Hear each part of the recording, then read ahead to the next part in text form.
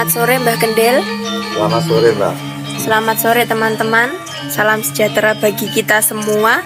Pada sore hari ini saya sama Mbah Kendil bincang-bincang lagi ya Mbah. Ya Mbak. Ya ini terkait dengan video yang kita unggah kemarin Mbak tentang Sabdo Palon Noyo Genggong. Ya. Ternyata mendapat banyak apresiasi dari teman-teman. Ya. Kini minta dilanjutkan Mbah. Nah ini minta penjelasan asal usulnya Sabdo Palon Noyo Genggong itu dari mana.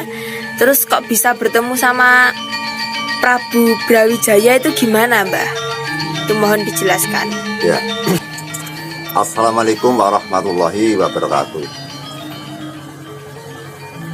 Sallallahu ala Muhammad, sallallahu ala Muhammad, sallallahu ala Muhammad. Om awi genamastu nomo jam sekaring bawana langgeng. Om awi genamastu nomo jam sekaring bawana langgeng. Teman-teman yang mulia, teman-teman yang berbahagia, pada hari ini semoga kita diberi rahmat oleh Tuhan Yang Maha Pencipta dengan sehat, tentram, dan bahagia. Kita langsung ke inti saja, membicarakan tentang Sabdo Palon Noyo Genggong. Sabdo Palon Noyo Genggong adalah merupakan sosok ahli ilmu dan ahli kaweruh. Namun sebelumnya kita lebih dahulu permisi kepada Yang Sabdo Palon. Semoga apa yang saya ucapkan nanti tidak salah. Kalau salah ya mohon dimaafkan, karena kita hanya pakai mata batin Mbak. Iya. Jadi kita tidak punya sumber sejarah untuk Sabdo Palon. Jadi Yang Sabdo Palon tidak meninggalkan batu prasasti gitu. Sehingga kita harus pakai mata batin. Semoga jawaban atau cerita saya tidak begitu menyimpang gitu Mbak. Iya. Tapi apabila nanti menyimpang, semoga Tuhan Sang Maha Pencipta termasuk Yang Sabdo Palon Noyo Genggong memberi ampunan kepada saya. Pada dasarnya kita niatnya adalah mencintai kepada pribumi, orang-orang pribumi, sosok yang seperti Yang Sabdo Palon Noyo Genggong. Karena akan bagaimanapun Yang Sabdo Palon itu merupakan anak bangsa yang patut kita hargai dan kita hormati Mbak. Iya. Sebentar Mbak.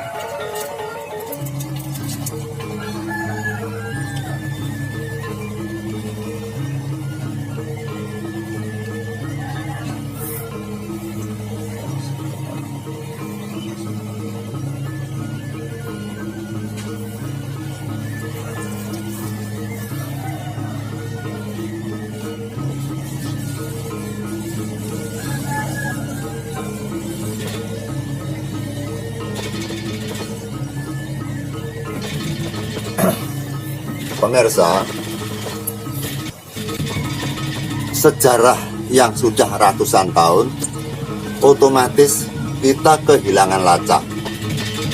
Kita tidak tahu pada era zaman dahulu, namun kita mempunyai prediksi mata batin. Prediksi mata batin tidak dapat dipertanggungjawabkan.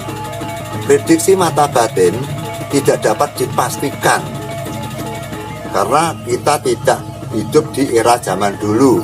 Walaupun toh prasasti pun itu belum bisa dipertanggungjawabkan, karena itu hanya berbentuk tulisan yang era pada zaman tahun itu ditulis. Kebenaran yang benar adalah hanya satu, Tuhan Yang Maha Esa, Gusti ingkang Maha Suci, ingkang pirsa lampanipun Sabdo Palon Noyo Genggong. Kita mengkesimak dengan nama Sabdo Palon Noyo Genggong. Sabdo adalah merupakan ucapan yang mandi atau ucapan yang berwibawa, ucapan yang keramat, ucapan yang manjur, ucapan yang ada khasiatnya.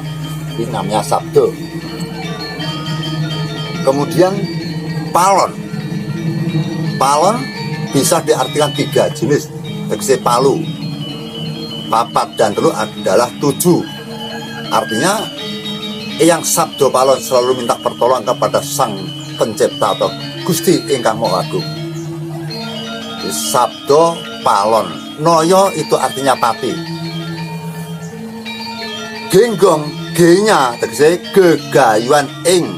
Gegayuan ing kalau disingkat atau dikecilkan atau diringkes menjadi geng, berasal dari gegayuan ing. Gong tegese merupakan, artinya merupakan gong. Gong tegese itu gung. Gung ingkang yang dapat diartikan Sang Hyang Agung. Artinya Sabdo Palonoyo Genggong apabila mempunyai tujuan yang penting, tetap hanya satu yang diminta, tetap satu yang dimintai tolong adalah Tuhan Yang Maha Esa, Gusti Kang Maha Suci, inggih Sang Hyang Widi Wasesa, juga Gusti Kang Maha Kawasa. Jadi pribumi kita, nenek moyang kita, sebelum agama apapun datang ke Indonesia, sudah ada keyakinan dan kepercayaan. Kepercayaan apa? Kepercayaan bahwa jagat seisinya itu adalah ada yang menciptakan, ada hidup pasti ada yang menghidupi. Ono ne urip mesti ono kang gawe urip. Sopo kang gawe urip ya kuwi rajane penciptane urip, ya kuwi Gusti Kang Maha Suci. Menika minangka dados peterjemah utawi damel ngengkrengan nama Sabdo Palon. Namanya saja sudah merupakan sosok orang yang mencintai kepada Tuhan. Jadi Sabdo Palon Noyo Genggong itu bukan dua orang, tapi melainkan hanya satu orang saja. Sesuai dengan mata batin, nyuwun sewu, lepat nyuwun pangapunten. Dongeng saged meleset, nanging katresnan kula dumateng para luhur menika boten kenging dipun tata utawi dipun itung. Katresnan kula dhateng nenek moyang ingkang babat bumi pertiwi menika ngidap-ngidati kula tresna sanget. Pramila teng mriki boten wonten faktor melecehkan, tapi faktor mengagungan dumateng para leluhur ingkang sampun dados agul-aguling bangsa, agul-aguling negari. Mitra saking prediksi bilih yang Sabdo Palon Noyo Genggong, dia adalah orang kecil, orang spiritualis, orang yang senang dengan ilmu, senang dengan kawruh, hidup yang sederhana, hidup yang tidak maneka warna. Dia bertempat di sebelah utara Kediri. Di situ ada sebuah rompok atau beberapa warga yang hidup di situ dinamakan Desa Paron. Sebelum menjadi ahli spiritual, sebelum menjadi sosok yang andalan, sebelum dia menjadi orang yang ngerti, orang pinter, maka yang Sabdo Palon mempunyai nama Hyang Haryo Tunggak. Hyang Haryo Tunggak akhirnya dia menjadi pintar, menjadi digemari orang, menjadi kagumi orang. Dia diberikan gelar yaitu dengan yang Sabdo Palon Noyo Genggong, artinya dia berasal dari Desa Paron. Kemudian dia melangkah ke Gunung Lawu, kemudian dibawa oleh Sin Prabu Brawijaya ke Majapahit. Seperti itu bisa. Makanya sebagai kisah, sebagai tenger bahwa Sabdo Palon Noyo Genggong bisa diartikan dia berasal dari Desa Paron. Pada saat dia meningkatkan ilmunya yang lebih tinggi lagi, dia mendapat bisikan dari batinnya sendiri, dia ingin bertapa di Gunung Lawu. Pada saat era itu tidak ada kendaraan, dia hanya berjalan kaki menelusuri hutan belantara atau jalan setapak menuju ke Gunung Lawu. Kita bisa membayangkan bahwa betapa jauhnya, betapa sulitnya medan di saat itu, bahwa jalan belum diciptakan oleh manusia atau masyarakat. Jadi kita nerobos-nerobos ribandil bobodotan keseripet penjalin cacing, bahasanya pun Kanjeng Wonten. Terus papan dununge datang Gunung Lawu mawon sangat sulit sekali itu. Akhirnya tidak saya hitung berapa hari dia sampai ke Gunung Lawu. Dia beberapa hari di sana, makan seadanya, Pagi, siang, sore, dan malam dia hanya bekti datang pangeran. Ang lampai yoga boroto malah dening. Yang sabdo palono genggong sampun pinter patraping panembak. Inggih menika sampun lampai sembah cipta, sembah raga, sembah kalbu, sembah rasa. Yang sabdo palon sampun saged milah-milaken jiwa lan raga. Menapa to jiwa, menapa to raga? Pemirsa, raga adalah merupakan alat organ kita seperti tangan, kaki, telinga, mata. Kalau jiwa adalah merupakan alat-alat yang ada di dalam tubuh kita yang tidak berbentuk atau tidak bisa didemok, seperti roh, sukma, nyawa, hatma. Itu adalah jiwa manusia yang terkandung di dalam tubuh kita. Apabila dia lepas, maka kita meninggal dunia. Pemirsa, pada saat tengah malam, Kanjeng Eyang Sabdo Palon sepertinya mendapat bisikan atau mendapat sasmito jati bahwa akan ada rembulan yang datang yang akan menyinari dunia ini. Apa gerangan yang Sabdo Palon tidak bisa menjawab? Dari pagi ke sore hanya merenung. Ini akan ada apa? Dia tidak tahu. Terus dilanjutkan bertapa terus menerus itu.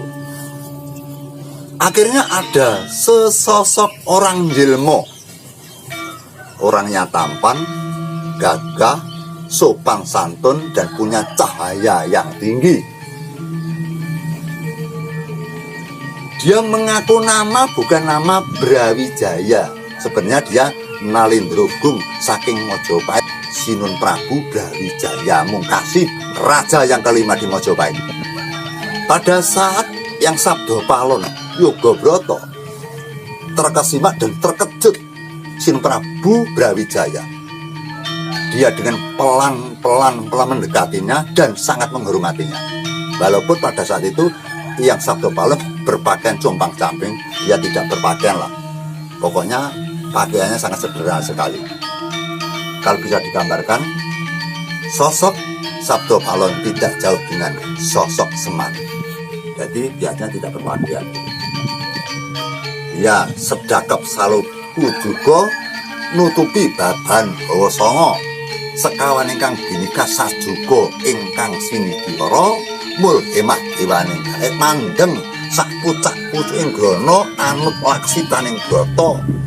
Ing mriku wonten tandha menawi badhe wonten cahyaning Gusti ingkang awujud inggih menika Sinuwun Prabu Brawijaya. Mesem jroning wardaya Eyang Sabdo Palon. Juga ranggiripun semedi saknalika semanten krana ulap saking auranipun Sang Prabu Brawijaya. Sang Prabu Brawijaya mboten sembarang tiyang. Karena Sang Prabu Brawijaya terkenal sekali dengan kesaktiannya sampai bisa membunuh Siminak Jinggo, sampai mempunyai pusaka wesi kuning, godo wesi kuning, dan mempunyai keyakinan yang kuat sekali tentang membentengi negara atau jiwanya. Sehingga orang yang seperti itu jelas-jelas punya aura yang sangat dahsyat. Kemudian aura itu menyinari tubuh yang Sabdo Palon nganti kesulapan, nganti sulap, nganti silau. Akhirnya dia bertapa seperti langsung terkejut juga anggenipun tansah yoga broto. Lajeng Sang Brawijaya uluk salam dumateng Kanjeng Eyang. Amit pasangkalan kaliman tabik linepatno siku dendaning Bathara dumawaing tawang-tawang manu kula ingkang sowan. Lajeng mesem Kanjeng Eyang Sabdo Palon mesem. Nyuwun pangapunten. Kula menika tiyang asor mboten usah panjenengan basa dhateng kula.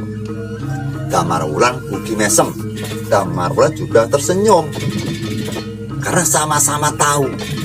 Damar Wulan juga tahu auranya, Sabdo Palon juga tahu auranya Damar Wulan. Terus kemudian diajaklah Sinuwun Prabu Brawijaya untuk menjauh dari tempat pertapa, di sebuah pohon ada batu gilang atau batu biasa juga bisa dikatakan batu yang lebar gitu. Kedua orang sama-sama berbicara, sama-sama nikmat untuk onto wencono sabdo kang kuwasa. Jadi maksudipun menceritakan tentang keberadaan alam sekitar ini dan zaman ini. Karena apa? Yang Prabu Brawijaya sudah mengerti bahwa alam ini akan terjadi sesuatu yang tidak diinginkan. Dan Prabu Brawijaya sudah tahu, di dalam perasa sudah tahu bahwa dalam rongga kerajaan Majapahit akan terjadi malapetaka. Karena dia bermimpi bahwa kerajaan Majapahit kena angin yang besar. Sehingga pada saat itu tujuan dari Prabu Brawijaya datang di Gunung Lawu hanya satu yang diminta, adalah dia ingin mencari sosok keturunan yang bisa mewakili dia menjadi raja. Manesa meseleh ke Prabon, lajeng sinten ingkang dadi nalindra wonten ing Majapahit. Pramila Sinten Prabu Brawijaya dateng Gunung Lawu kala wau niatipun kaping sepisan kepingin kagungan putra ingkang saged gajuli anggenipun dados ratu wonten ing nagari Majapahit. Lajeng pitakonipun Kanjeng Hyang Sabdapalon dateng inggih menika Sinten Prabu Brawijaya. Duh Sang Prabu, manusia ingkang urip wonten alam donya, manusia yang hidup di alam dunia ini semua pasti punya kesusahan. Dan manusia mempunyai kodrat sendiri-sendiri. Apabila dinanti Tuhan Yang Maha Esa mengizinkan Sinten Prabu Brawijaya bisa mempunyai anak atau mempunyai keturunan, apakah Sinten Prabu Brawijaya sudah siap? Sinten Prabu Brawijaya menjawab dengan lantang dan tegas sekali, saya sudah siap. Karena saya sudah tua dan negara Majapahit bebasan loh tulus kang sarwati nandur jinawi murah ingkang sarwati nuku yen to kanggo mangan sak keluargane bakal turah-turah langkung lumeberipun dumateng para kawula dasih, termasuk kesejahteraan untuk rakyatnya di Majapahit. Dia bertanya lagi, Kanjeng Hyang Sabdapalon, sinuwun, sebenarnya Brawijaya tetap tidak mau dikatakan sinuwun, saya bukan raja gitu. Sebenarnya gitu. Di awal tadi ada sesuatu yang disembunyikan dari Brawijaya. Dia tidak mengaku menjadi raja karena dia berpakaian biasa gitu. Namun dari mata batin Hyang Sabdapalon Genggong, dia tahu sekali. Begini pertanyaannya ya. Ya Pak Kamunten, panjenengan asale saking pundi? Lek kula menika saking Kediri, saking Dusun Paron. Lah panjenengan saking pundi? Kula menika saking Majapahit. Oh, saking Majapahit. Nggih, saya berasal dari Majapahit. Namanya siapa? Nama saya adalah Damar Wulan. Dengan kata-kata Damar Wulan saja sudah nama yang tersohor. Tapi bagi Brawijaya dianggap itu si Hyang Sabdapalon tidak mengerti. Akhirnya kamu bukan Damar Wulan yang menjadi pengarit utawa wong sing ngopeni sapi ki sejarah sing biyen saiki kuwi dadi Nalindra Agung ana negara Majapahit. Akhirnya Sinten Prabu Brawijaya tetap mengelak, kemudian langsung Hyang Sabdapalon Genggong mengambil bebatuan kerikil kecil-kecil, diambil. Coba kalau nanti penjenengan berbohong, jenengan bukan Raja Majapahit, batu ini akan saya lemparkan ke kali atau ke sungai. Kalau ini tidak berwarna atau tidak bercahaya, berarti sampean benar bukan raja. Tapi kalau kerikil ini nanti berwarna merah, maka panjenengan leres Sinten Prabu Brawijaya, raja kelima di Majapahit. Dan Sang Brawijaya diajak berjalan turun ke Gunung Lawu mencari sungai kecil. Akhirnya batu yang dibawa Kanjeng Eyang Sabdopalon Nayaginggong dilemparkan ke sungai Mekpior. Ada sekitar 20 batu kecil. Maka kali itu berwarna merah seperti di daerah Gunung Lawu berwarna merah seperti ada Candi Olo. Terkejut sekali Prabu Brawijaya. Langsung dia tunduk, langsung Brawijaya duduk di bawahnya Sabdopalon Nayaginggong. Namun Kanjeng yang Sabdopalon Nayaginggong orang yang baik tetap tidak mau disembah oleh raja. Diangkatlah Sang Brawijaya. Kemudian Sang Brawijaya akhirnya mengaku bahwa sebenarnya adalah saya raja di Majapahit. Tadi saya menipu kepada Eyang Sabdopalon Nayaginggong. Jadi kalau dikesimpang, di kisah-kisah cerita, apa itu sinetron, apa itu ketoprak, bahwa Sabdopalon bertemu dengan raja itu sejak zaman Muran Ngarit. Sebenarnya kalau dalam kisah ini tidak. Pertemuannya setelah menjadi raja dan dia susah pada saat dia tidak punya anak. Maka cerita ini simpang siur gitu. Kita ambil mana yang masuk akal. Jadi bahan ini jangan sebagai acuan untuk bertengkar, untuk perselisihan. Mari kita resapi mana yang lebih mapan, mana yang masuk akal, kita pakai. Setelah itu Brawijaya lari mengambil batu tadi, karena dianggap dia batu sakti atau batu delima. Kemudian yang Sabdopalon langsung bersuara, "Hei Sang Prabu, jangan diambil. Itu bukan milikmu.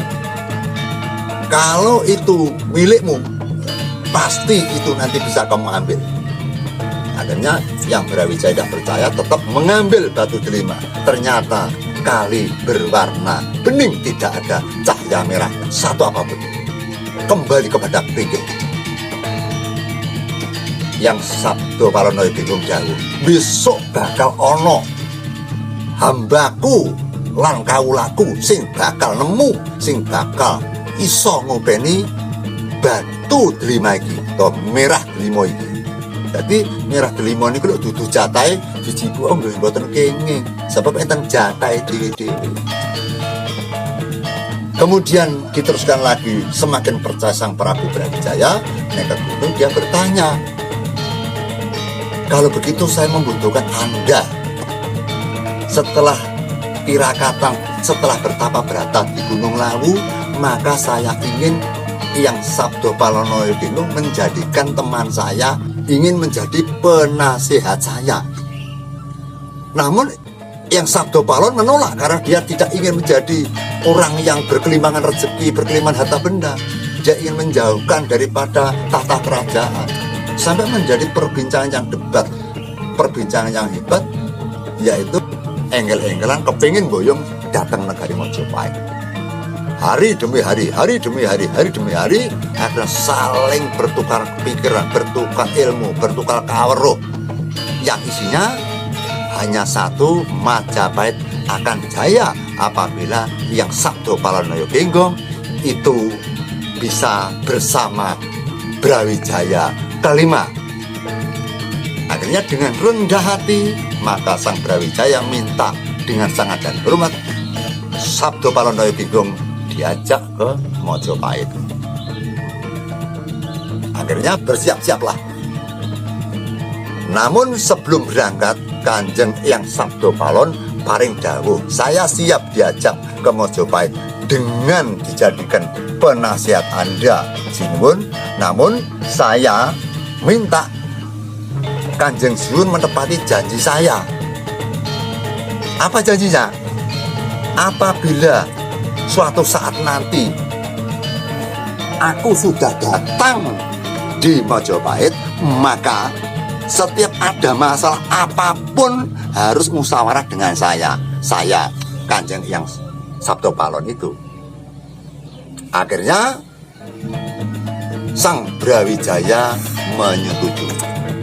Jadi di akhir nanti akan ada kesalahan Brawijaya kesalahan apa? Bahwa janji yang Sabdo Palonoyo Genggong akan dikhianati oleh Sang Brawijaya pada saat nanti Sang Brawijaya lengser dari Mojopahit. Tapi nanti belum saya teruskan. Ini masih membicarakan tentang Sabdo Palon yang ada di Gunung Lawu berangkat ke Majapahit dengan dalih perjanjian, yaitu apabila ada apa-apa harus musyawarah, harus konsultasi, kudu omong-omongan kalian kula.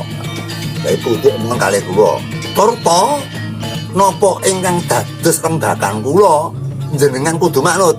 Apa yang menjadi keputusan yang Sabdo Palonoyo Genggong, Brawijaya harus nurut. Kalau nggak nurut, saya nggak mau ke Mojopahit.